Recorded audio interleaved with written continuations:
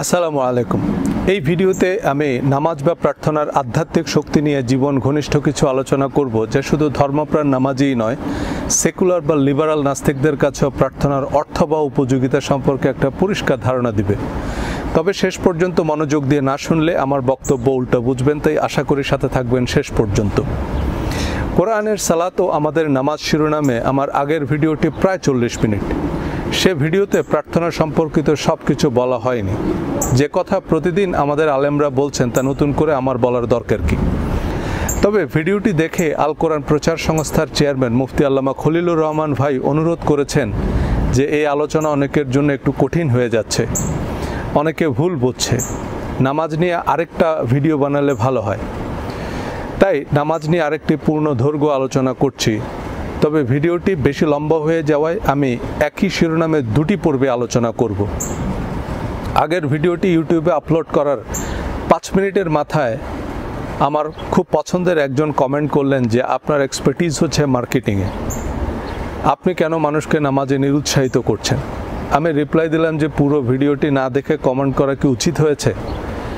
প্রায় 2 মাস পর উনি আমার পুরো ভিডিও দেখে আবার কমেন্ট করলেন যে সরি ভাই, আজকে আপনার পুরো ভিডিওটি দেখেছি, আপনার কথা তো ফালানোর মতো না। নামাজ এবং হাদিস নিয়ে আমার ভিডিওগুলো এমনভাবে শুনবেন যে কথাগুলো আমি বলছি না, জাকির নায়েক, আজহারি, ডক্টর আবদুল্লাহ জাহাঙ্গীর বা আপনার পছন্দের বক্তা বলছে। তখন দেখবেন আমি ভুল কিছু বলিনি। ভুলটা মূলত আমাদের মনোজগতে, দেখার ভঙ্গিতে।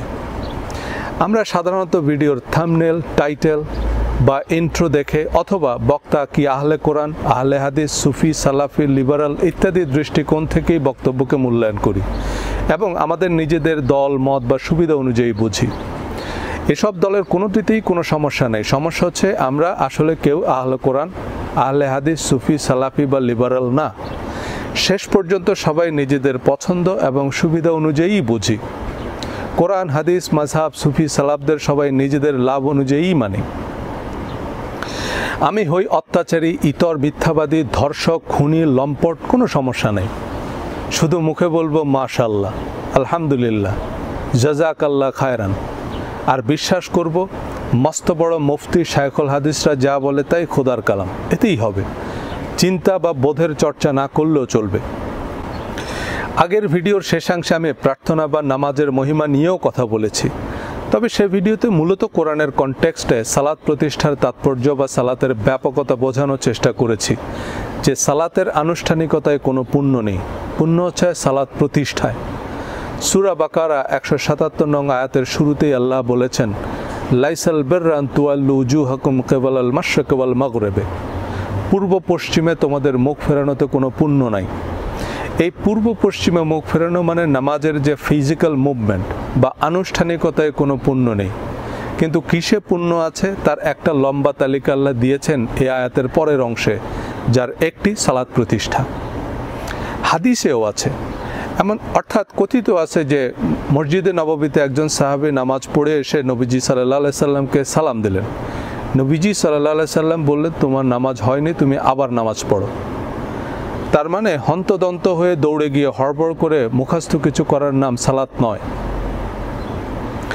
অনেকে আবার নামাজ প্রতিষ্ঠার অর্থ পিটিয়ে নামাজ পড়ানো বোঝেন এবং ইসলামের দলগুলোর রাষ্ট্র ক্ষমতায় যাওয়ার জন্য এই নামাজ কায়েম একটি প্রধান ইশতেহার। সর্বনাশ। আবার অনেক সেকুলার মানুষের কাছে নামাজ এক অর্থহীন আনুষ্ঠানিকতা। একমাত্র আল্লাহ ছাড়া আর কোনো সামাজিক বাহবা বা লোক দেখানোর উদ্দেশ্য থাকলে তা যে একমাত্র আল্লাহর ইবাদত নয় তা বুঝতে আকায়েদের পণ্ডিত হতে হয় না।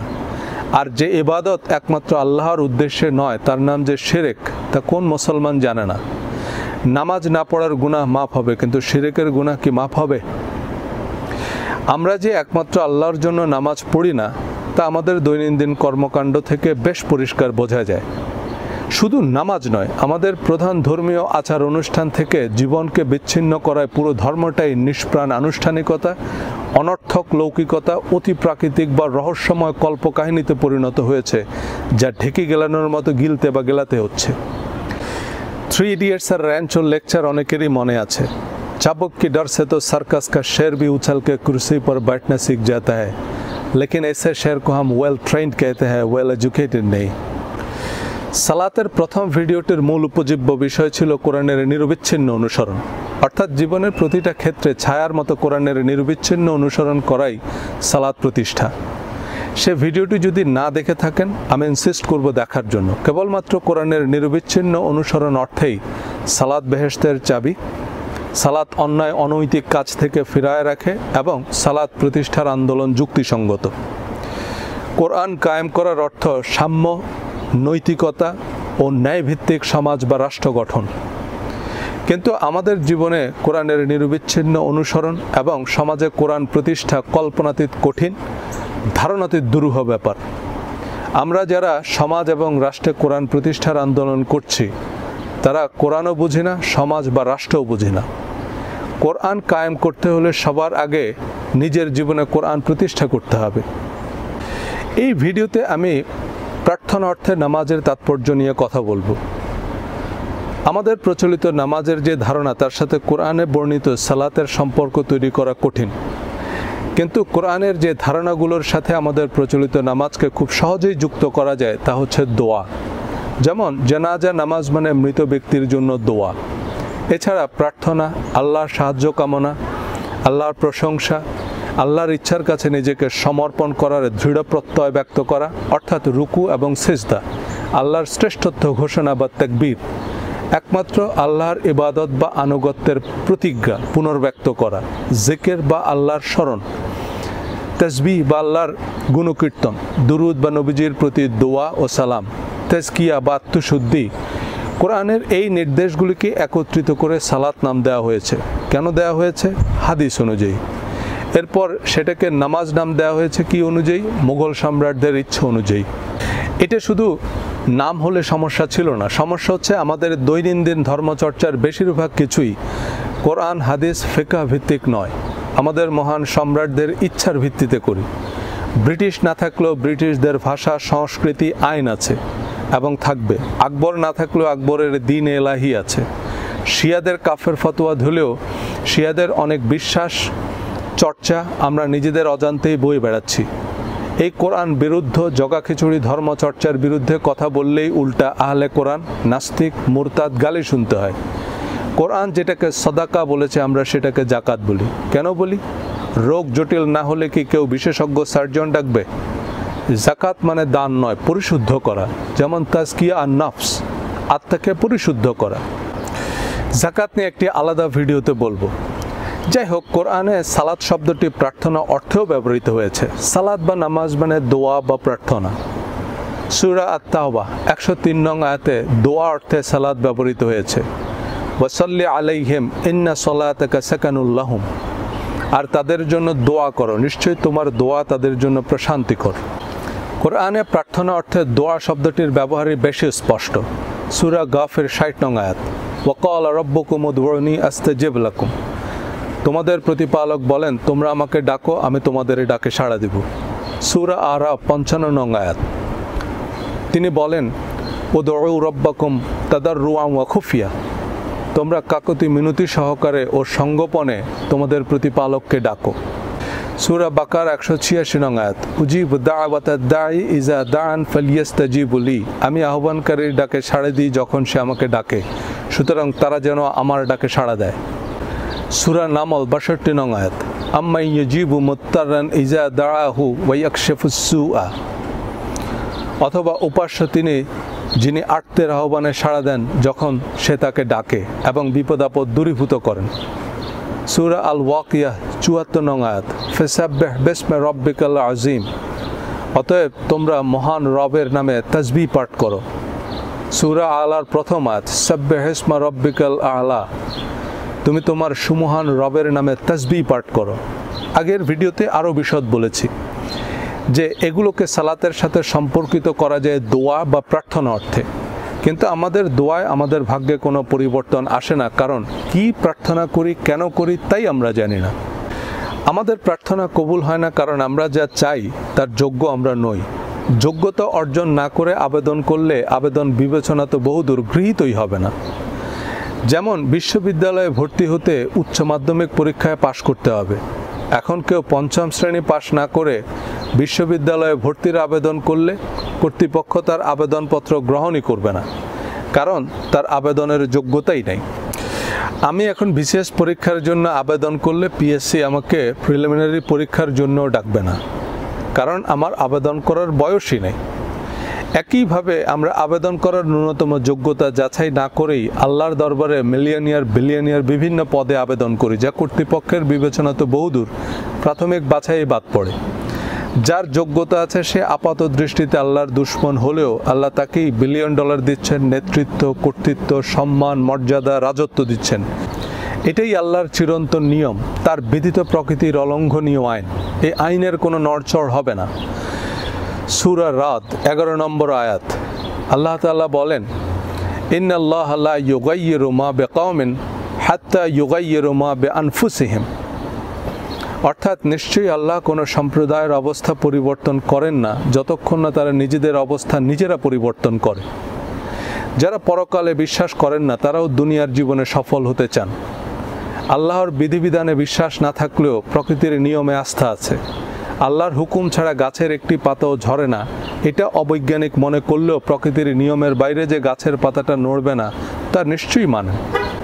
যে মিথ্যা বলে তাকে মানুষ বিশ্বাস করে না, যে মানুষকে কষ্ট দেয়, মানুষের সাথে রূঢ় আচরণ করে, তাকে মানুষ পছন্দ করবে না। প্রতারণা, ভেজাল, নিম্নমানের পণ্য দিয়ে ব্যবসা করলে যে সে ব্যবসায় ব্যর্থ হবে, একজন ভালো মানুষ না হলে যে সে কোনো সমাজেই গ্রহণযোগ্য হবে না, এই চিরন্তন নিয়মগুলো নাস্তিক বা দুনিয়াবাদীরাও মানেন। প্রকৃতির এই অলঙ্ঘনীয় আইনকে আমরা আল্লাহর হুকুম বা বিধান বলে মানি। বিজ্ঞানীরা বিভিন্ন পর্যবেক্ষণ গবেষণা করে প্রকৃতির নতুন নতুন নিয়ম আবিষ্কার করছেন। ডায়রিয়ায় পানীয় লবণ শূন্যতার কারণে শরীর নিস্তেজ হয়ে মানুষ মারা যায়।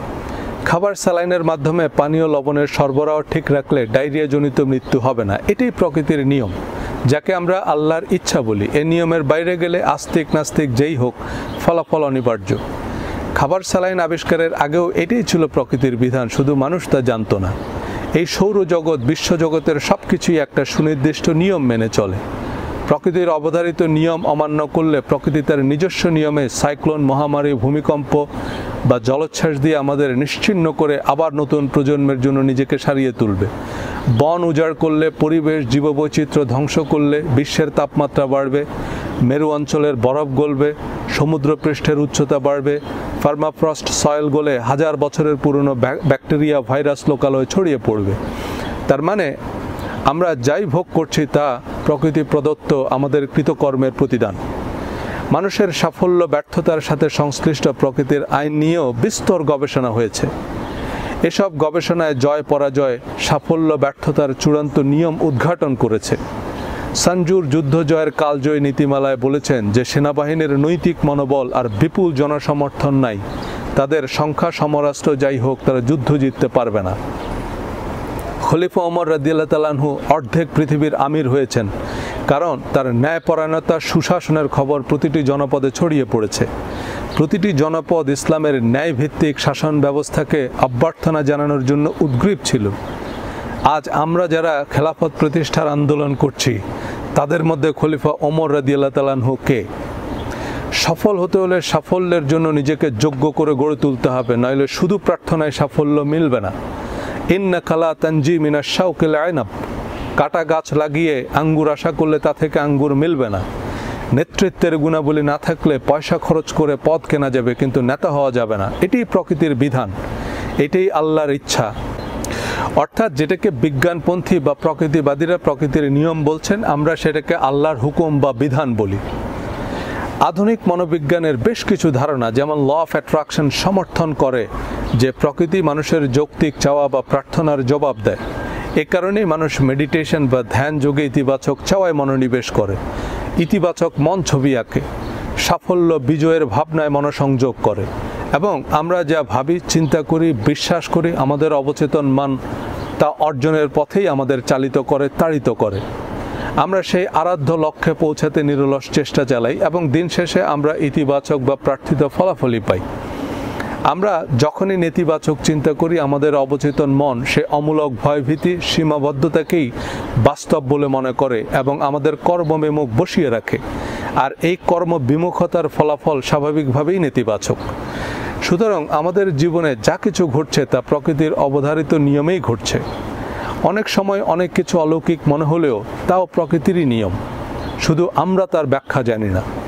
যখনই আমরা প্রকৃতির রহস্যময় নিয়মকে অনাবৃত করতে পারবো, তখন আর সেটা রহস্যময় নয়। আমরা বিশ্বাসীরা শুধু বিশ্বাস করি যে এই প্রকৃতি সর্বশক্তিমান স্রষ্টার বিধিত নিয়ম। আল্লাহর আকৃতি আকার সম্পর্কে আমরা কিছুই জানি না, শুধু বিশ্বাস করি যে তিনি এই বিশ্ব ব্রহ্মাণ্ডের অলঙ্ঘনীয় নিয়মের নিয়ন্ত্রক। আমরা বিশ্বাসীরাও তাকে বিভিন্ন নামে ডাকি, বিভিন্ন বিশেষণে বৈশিষ্ট্যমণ্ডিত করি। তার সম্পর্কে তিনি আমাদের যা জানিয়েছেন এর বাইরে তার প্রকৃত ব্যাখ্যা বা চিত্র আমরা ধারণা বা কল্পনাও করতে পারি না। শুধু বিশ্বাস করি তিনি সর্বশক্তিমান, তিনি সর্ববিষয়ে ক্ষমতাবান। বিজ্ঞানবাদীরা প্রকৃতির বিধানকে অলঙ্ঘনীয় মানেন, প্রকৃতির অসীম শক্তিমত্তায় বিশ্বাস করেন, প্রকৃতিতেই আস্থা রাখেন, প্রকৃতির নিয়মেই ভরসা রাখেন। তাই আমি যখন সর্বশক্তিমান আল্লাহর কাছে প্রার্থনা বলবো, আপনি প্রকৃতিবাদী হলে সর্বশক্তিমান প্রকৃতির কাছে প্রার্থনা বুঝবেন। আমরা আল্লাহর কাছে প্রার্থনা করি, কিন্তু প্রকৃতির নিয়মের বাইরে কোনো কিছুই প্রার্থনায় মিলবে না। তাই প্রার্থনার আগে প্রার্থনা কি তা জানতে হবে, কি চাইতে হবে তা বুঝতে হবে, নাহলে প্রার্থনায় নিষ্ফল হতাশাই মিলবে। নামাজের প্রতি রাকাতে আমরা সূরা ফাতিহা পড়ি। এই সূরা ফাতিহায় আমরা যা বলি তা যদি আমরা আমাদের জীবনের জিপিএস হিসাবে সেট করি, we will never get lost. কিন্তু আমরা কতজন সূরা ফাতিহার অর্থ জানি, মর্মার্থ বুঝি? করোনা ভাইরাস থেকে বাঁচতে সবাই ফেসবুকে প্রোফাইল পিকচার দিচ্ছেন, আল্লাহুম্মা ইন্নী আউযু বিকা মিনাল বারসি ওয়াল জুনুনি ওয়াল জুজামি ওয়া মিন সাইয়্যিল আসকাম, যার সাথে করোনারও কোনো সম্পর্ক নাই, কোরআনেরও কোনো সম্পর্ক নাই। কিন্তু স্বয়ং আল্লাহ কোরআনের পার্মানেন্ট প্রোফাইল পিকচার হিসাবে সেট করেছেন সূরা ফাতিহা। এই বিশ্বজাহানে আল্লাহর কাছে সূরা ফাতিহার চেয়ে প্রিয় আর কোনো প্রার্থনা নাই। সূরা ফাতিহাকে আল্লাহ শেফা বলেছেন। এই শেফা শারীরিক সুস্থতার চেয়েও বেশি কিছু। বিশ্ব স্বাস্থ্য সংস্থা সুস্থতার সংজ্ঞা দিয়েছে শারীরিক, মানসিক এবং আত্মিকভাবে ভালো থাকা। শারীরিক সুস্থতার চেয়ে মানসিক সুস্থতা অনেক বেশি জরুরি। শারীরিক অসুস্থতার চেয়ে মানসিক অসুস্থতা অনেক ভয়াবহ। ক্যান্সারের যন্ত্রণায়ও মানুষ আত্মহত্যা করে না, কিন্তু মানসিক যন্ত্রণায় করে। মানসিক অসুস্থতার চেয়ে ভয়ঙ্কর হচ্ছে আত্মিক অসুস্থতা। আত্মার অসুখ হচ্ছে যখন সৎ, সত্য, ন্যায়, নীতি, নৈতিকতা, মানবিক মূল্যবোধে আমাদের আত্মার অরুচি তৈরি হয়। মিথ্যার মুখোশ, মোসাহেবি, অন্যায়, অপকর্ম, লোভ, ঘৃণা, হিংসা হয় আমাদের আত্মার প্রতিদিনের খোরাক। যারা আধ্যাত্মিক সাধনার মূল্য বোঝেন তাদের কাছে এই আত্মার অসুখই সবচেয়ে বড় অসুখ। সূরা ফাতিহা সম্পর্কে আল্লাহ বলেছেন, আমি তোমাকে 60টি আয়াত দিয়েছি বারবার পাঠ করার জন্য। ফাতিহা ছাড়া কোনো সালাত নাই। এই হাদিসের ভিত্তিতে আমরা সালাতের প্রতি রাকাতে সূরা ফাতিহা পড়ি, কিন্তু সালাত অর্থ প্রার্থনা ধরলে এই হাদিসের অর্থ দাঁড়ায় ফাতিহা ছাড়া কোনো প্রার্থনা নাই। কিন্তু সূরা ফাতিহার চেয়ে আমাদের কাছে প্রিয় জুনুনি ওয়াল জুজামি। হাদিস কোরআনের ব্যাখ্যা, তো এই জুনুনি ওয়াল জুজামি কোন আয়াতের ব্যাখ্যা? এই সূরা ফাতিহা আল্লাহর কাছে আবেদনের ফর্ম বা ফরম্যাট। এই নির্দিষ্ট ফরম্যাটে আবেদন না করলে আবেদনপত্র বাতিল হবে। সূরা ফাতিহায় আমরা কি আবেদন করি, কিভাবে করি একটু খেয়াল করেন।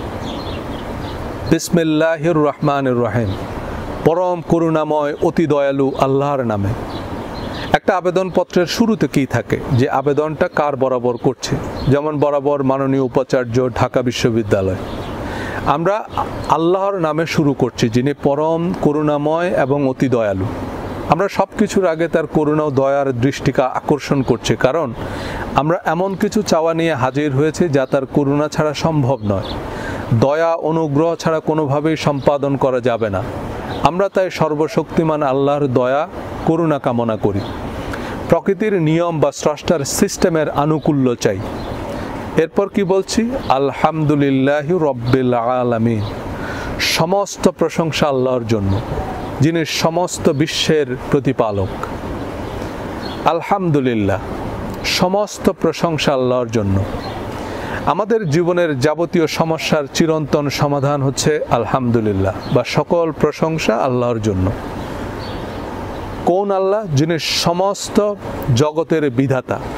নাস্তিক বা সংশয়বাদীরা আপাতত এটুকু বোঝেন যে সমস্ত জগতের যে বিধান বা প্রকৃতি, তার প্রতি আপনি স্তুতি বা প্রশংসা জ্ঞাপন করছেন। এই প্রশংসাই হচ্ছে সকল সুখের চাবি। আপনি যেই অবস্থায় আছেন সেই অবস্থার জন্য আল্লাহকে বা আল্লাহর সিস্টেম বা প্রকৃতিকে সহৃদয় ধন্যবাদ জানান, দেখবেন জীবনের সকল সমস্যা হাওয়ায় মিলে গেছে। আমাদের যাবতীয় সমস্যা আমাদের মনোজগতে, দৃষ্টিভঙ্গিতে। আমরা ক্যারিয়ারের উত্থান পতনে হতাশ, আর্থিক ক্ষতি, অসুস্থতা, প্রিয়জন হারানোর ব্যথায় ভেঙে পড়ি। দিনভর কত ভয়, কত দুশ্চিন্তা, কত দুর্ভাবনা। কিন্তু একটা শিশুর দিকে খেয়াল করুন, সে কত নির্ভর, সে কত সুখী, কোনো কিছুতেই তার কোনো ভ্রুক্ষেপ নাই। এই সকল সুখের চিরন্তন মন্ত্র হচ্ছে counting blessings and staying in thankful mode. পৃথিবীতে আল্লাহ যাকে তার দূত হিসাবে প্রেরণ করেছেন, আল্লাহর সবচেয়ে প্রিয় বান্দা হজরত মুহাম্মদ সাল্লাল্লাহু আলাইহি সাল্লাম এর জীবন ছিল অবর্ণনীয় দুঃখ দুর্দশায় জর্জরিত। পিতামাতা, স্ত্রী, সন্তান হারিয়েছেন, নিজের জন্মভূমি ছাড়তে বাধ্য হয়েছেন, কত জুলুম, নির্যাতন, আক্রমণের শিকার হয়েছেন। তবুও তিনি পৃথিবীর ইতিহাসের সবচেয়ে প্রভাবশালী মানুষ, মহাত্মা, মহামানব। নবীজি সাল্লাল্লাহু আলাইহি সাল্লাম যে বিশেষ কারণে অবিশ্বাসীদের কাছেও বৈশিষ্ট্যমণ্ডিত, তা হচ্ছে জীবনের অর্জন, বিসর্জন, প্রাপ্তি, অপ্রাপ্তি, জয় পরাজয়, ত্যাগ, তিতিক্ষা, আনন্দ, বিরহ, জাগতিক বস্তুগত কোনো কিছুই তাকে স্পর্শ করত না। আনন্দে আত্মহারাও হতেন না, বিপদে বিচলিতও হতেন না। দুনিয়াতে যে কোনো অঙ্গনে যত সফল মানুষ আছে, তাদের মধ্যে গুণটি তাদের সাফল্যের সমানুপাতিক হারে উপস্থিত। তাদের আবেগের উপর তাদের নিয়ন্ত্রণ আছে। তারা দুর্গম রণক্ষেত্রে, কঠিন ব্যবসায়িক বাস্তবতায় ধৈর্য হারায় না, আকস্মিক দুর্ভোগে বিচলিত হয় না, অনাকাঙ্ক্ষিত দুর্ভোগে অধৈর্য হয় না। এই অল ইজ ওয়েল অ্যাটিটিউডই আপনাকে অজেয়, অপ্রতিরোধ্য করে তুলবে। এই অল ইজ ওয়েল অ্যাটিটিউডের ইস্পাত কঠিন ভিত্তি হচ্ছে আলহামদুলিল্লাহ। যারা সন্তুষ্ট, কৃতজ্ঞ, আল্লাহ তাদের আরও কৃতজ্ঞ হওয়ার উপকরণ দেন। Gratitude is the sign of noble souls. সূরা বাকারা 152 নং আয়াতে আল্লাহ বলেছেন, ফাজকুরুনি ইয়াজকুরুকুম ওয়াশকুরু লি ওয়ালা তাকফুরুন। তোমরা আমাকে স্মরণ করো, আমিও তোমাদের স্মরণ করব। তোমরা আমার প্রতি কৃতজ্ঞ হও আর কৃতজ্ঞ হয়েও না। সূরা ইব্রাহিম 7 নং আয়াত, তিনি আরও বলেন, লা ইন শাকারতুম লা আযীদান্নাকুম ওয়া লা ইন কাফারতুম ইন্না আযাবি লাশাদীদ। তোমরা কৃতজ্ঞ হলে আমি তোমাদেরকে অবশ্যই অধিক দান করব, আর অকৃতজ্ঞ হলে অবশ্যই আমার শাস্তি হবে কঠোর। এই দুটি আয়াতে শুকরিয়া বা কৃতজ্ঞতার বিপরীত অর্থে ব্যবহৃত হয়েছে কুফরি, অর্থাৎ কাফের মানে যারা আল্লাহর অনুগ্রহ বা প্রকৃতির অনুদানকে অস্বীকার করে, এবং শুকরিয়া জ্ঞাপন না করা মানে disobeying commandment, denying the system, such as mistreating the orphan, not feeding the poor, creating anarchy, abusing people, telling lie, disrespecting natural law, etc. নামাজের আগের ভিডিওতে আরও বলেছি, যেমন আমরা রাষ্ট্রকে ট্যাক্স দিচ্ছি, রাষ্ট্রের আইন মেনে চলছি, জাতীয় সঙ্গীত, জাতীয় পতাকা, রাষ্ট্রীয় প্রতীককে সম্মান করছি। এটা প্রকারান্তরে রাষ্ট্রকে ধন্যবাদ বলা, যে রাষ্ট্র আমাদেরকে নির্ভর জীবন দিচ্ছে। অন্ন, বস্ত্র, বাসস্থান, শিক্ষা, চিকিৎসা, সুরক্ষা, এসব রাষ্ট্রীয় ব্যবস্থাপনায় না থাকলে আজকের এই নাগরিক জীবন কি কল্পনা করা সম্ভব ছিল? এখন রাষ্ট্রের সব যোগাযোগ, নিরাপত্তা, সুবিধা কাজে লাগিয়ে ব্যবসা করে, চাকরি করে উপার্জন করছে, কিন্তু ট্যাক্স দিতে অস্বীকার করলে বা রাষ্ট্রের আইন মানতে অস্বীকার করলে জেলে যেতে হবে, কারণ রাষ্ট্রের চোখে সে রাষ্ট্রদ্রোহী বা কাফের। যারা রাষ্ট্রের প্রয়োজনে বিশেষ ভূমিকা বা অবদান রাখে, রাষ্ট্র তাদের পুরস্কৃত করে, সম্মানিত করে। প্রকৃতির আইনও তাই। আমাদের যা আছে তার জন্য সন্তোষ প্রকাশ করলে, দান, অনুদান এবং সিস্টেমের আনুগত্য করলে আল্লাহ আমাদের আরও বাড়িয়ে দেন। নাই নাই করলে সারা জীবন হতাশায় কাটবে। অপ্রা উইনফ্রে যেমনটা বলেছেন, be thankful for what you have, you will end up having more. If you concentrate on what you don't have, you'll never ever have enough. কারণ যারা সন্তুষ্ট তারা প্রশান্ত, আত্মপ্রত্যয়ী, আত্মবিশ্বাসী, দৃঢ় প্রতিজ্ঞ। তারা আরও নতুন নতুন লক্ষ্য অর্জনের সচেষ্ট, কারণ তারা আশাবাদী। সুতরাং সকল কিছুর জন্য বলুন আলহামদুলিল্লাহ। এরপর কি বলছি? আর রহমানির রহিম, পরম করুণাময়, অতি দয়ালু। আবারও তার দয়া, করুণার কথা বলছি, কারণ তার দয়া, করুণা ছাড়া কোনো কিছুই সম্ভব নয়। প্রকৃতির অনুগ্রহ ছাড়া কিছুই সম্ভব ছিল না, কিছুই সম্ভব হবে না। 3 মিনিট আমাদের হার্ট কাজ না করলে আমরা মৃত। এই পৃথিবীটা 1 সেকেন্ডের জন্য স্থির থাকলে আমরা সবাই ছিটকে গিয়ে মঙ্গল গ্রহে পড়ব। আমাদের পৃথিবীর মতো একটি গ্রহ না থাকলে এই গ্যালাক্সির কিছুই যায় আসে না। আটলান্টিকের কাছে একটা ঝিনুক যেমন, আমাদের গ্যালাক্সির কাছে এই পৃথিবীটা তার চেয়েও ক্ষুদ্র। এমন 2 বিলিয়ন গ্যালাক্সি নিয়ে আমাদের ইউনিভার্স, এমন অসংখ্য ইউনিভার্স আছে আমাদের বিশ্ব ব্রহ্মাণ্ডে।